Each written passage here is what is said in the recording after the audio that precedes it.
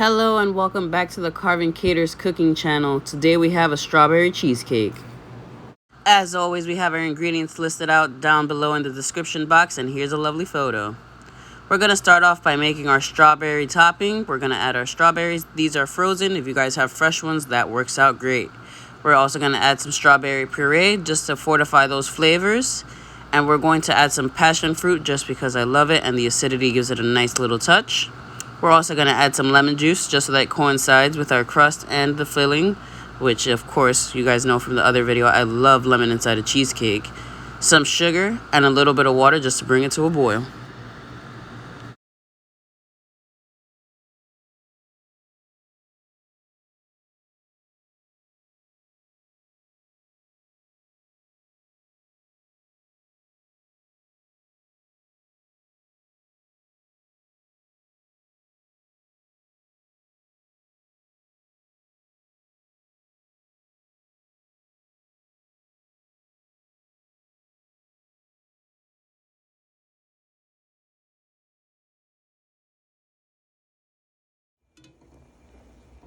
Alright, and as it comes to a boil, I'm going to mash these up just because I prefer it to be more like a strawberry preserve or jam over my cheesecake, just because I like it to be just one singular bite as opposed to these giant hard-ass strawberries you guys see in some stores.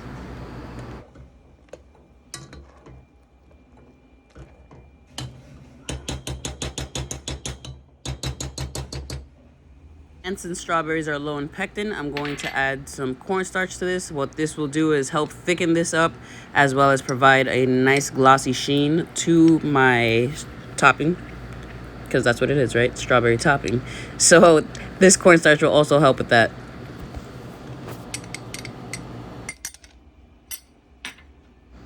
After I add my cornstarch, I'm going to give it a few stirs here and there and let it boil out for another 5 minutes. As you guys will start to notice, it will begin to thicken up and you will get a red glossy color.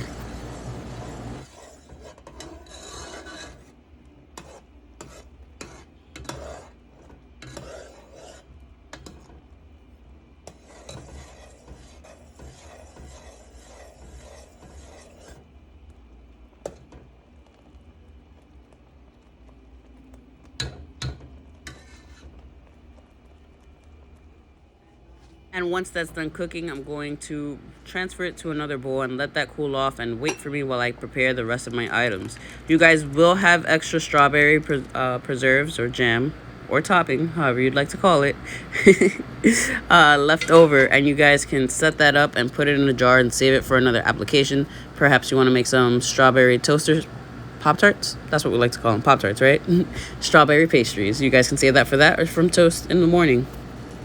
And while it may seem counterproductive to put plastic wrap over it while it cools, I promise you it's for a reason. The reason you want to do this is just so that you don't develop a skin over your topping.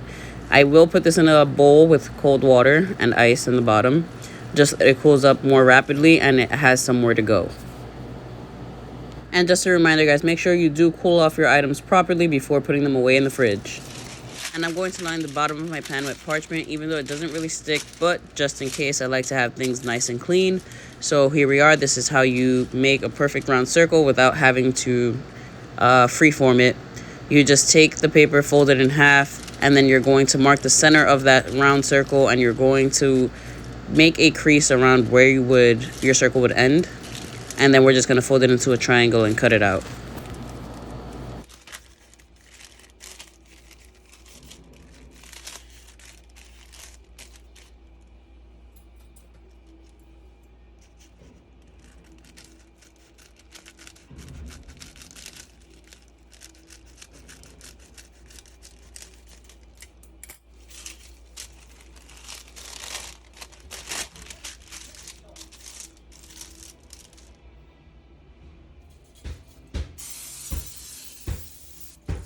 Again, this process is also optional. I'm just putting some Pam spray down. You guys could use butter or whatever grease you'd like, or you can skip this process completely. Put the parchment down just so it has something to stick to, and then you are ready to go.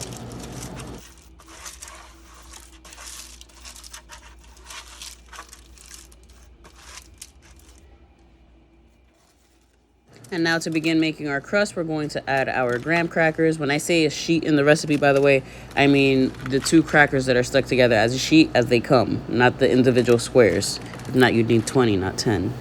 We're just going to give those a quick crunch, and then we're going to add half of our lemon zest, which would be half of a tablespoon, which is more like a teaspoon and a half, just because a tablespoon is 3 teaspoons.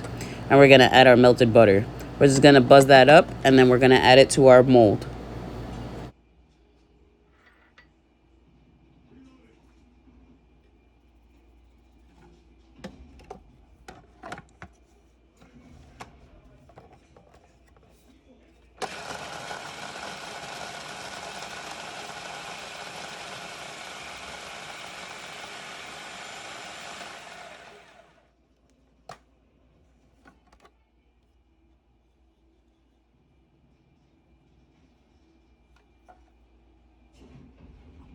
Alright, so side note here, I felt it that it was a little bit too dry, so I adjusted the recipe on the bottom to read 4 ounces, which means a whole stick of butter, just so that you won't have the issue where this is not, what do you call it? This was crumbling on me, and you see that in the photo later. But that extra butter will help it stick together. This wasn't bad, but again, the adjustments are already in the recipe. Like I said, those are just guidelines. No worries, the flavor's still there, it all tastes good. But if you don't want your crust falling apart, you're going to want to take that extra butter.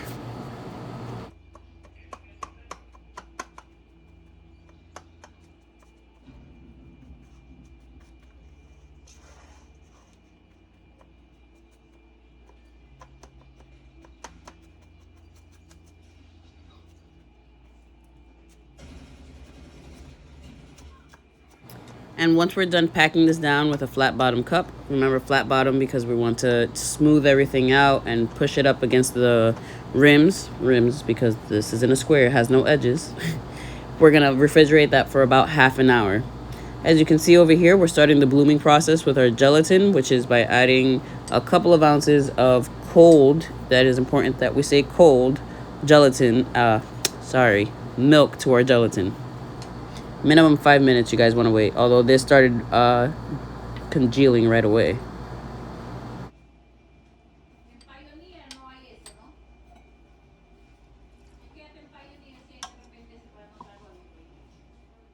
Alright, and we're going to take the remainder of our milk and we're going to bring that to a boil. While that's boiling, we're going to start adding the rest of our ingredients to our food processor in these steps. We got our sugar, our lemon zest, and we're going to add our Greek yogurt as well. And then we're going to start buzzing that up and make sure that it's incorporated. We're going to add our hot milk, so that will help the sugar dissolve. And later on, it will also help the gelatin be better incorporated into our mix.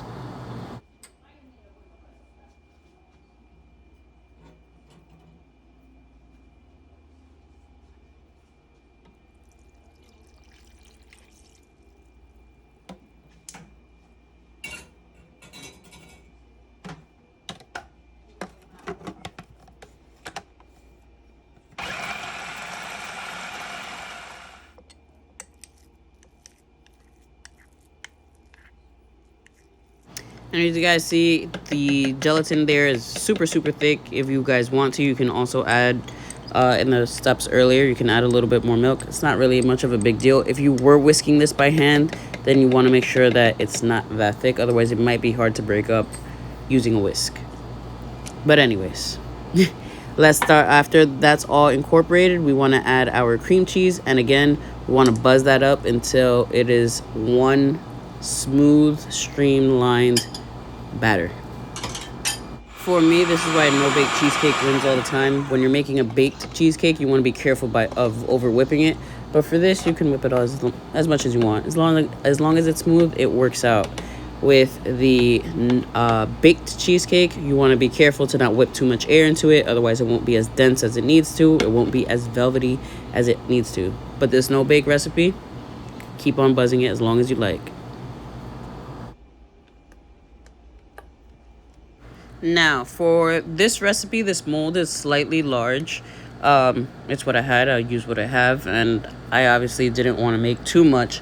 Now, if you guys have this size mold, which I believe is about perhaps 12 inches, you're going to want to double this recipe just to make sure that you get a nice volumized cheesecake, I guess you can say. Volumized height.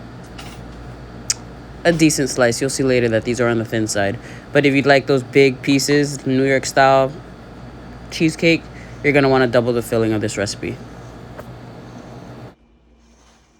But anyways, as we're going to pour in our batter into our graham cracker crust that's been refrigerated, remember, and we're going to just smooth that out. Now, if you temp this out right now, your crust might crumble just a little bit, which I ended up doing. Like I said, it didn't have enough butter, but your recipe on the bottom is adjusted to fit how it's supposed to. Now, once you guys smooth that over, you want to refrigerate it for about an hour. After the hour has passed, you want to pull that out and top it with your strawberries. Like, I want a hefty strawberry topping, so I will cover this whole thing in strawberries. Just because I feel, like I said, I don't want just one bite of strawberry. I want strawberry, cheesecake, and graham cracker crust in every single bite. So that's why I have it pureed, nice and beautiful, or smushed up, because we didn't really puree it, technical terms. But here we are. Now that this has set a little bit, I'm able to do this. So my crust isn't going anywhere, and neither is my cheesecake.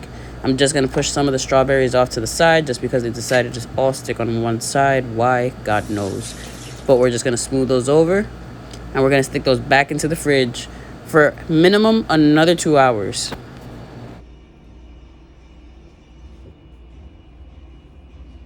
Now, you guys want to make sure that you do leave it for 2 hours. As you'll see later in the photo, I wanted to eat this cheesecake ASAP, so I didn't wait the full 2 hours, and it didn't set up properly. So my cut isn't as clean as it needed to be, nor is it as stable as it should be. Now, if I would have stuck it in the freezer, it would have been a different story, but ain't nobody got space. Alright guys, now I promise you, if you do as I say and not as I do, you guys will have a stellar looking cheesecake. But the flavor's all there for mine, don't worry about that. So as always guys, I hope you enjoyed this video, and if you liked it, don't forget to hit like and subscribe, of course. And if you guys would like to interact with me and see more content, you can follow me on Instagram or write in the comment box down below. See ya.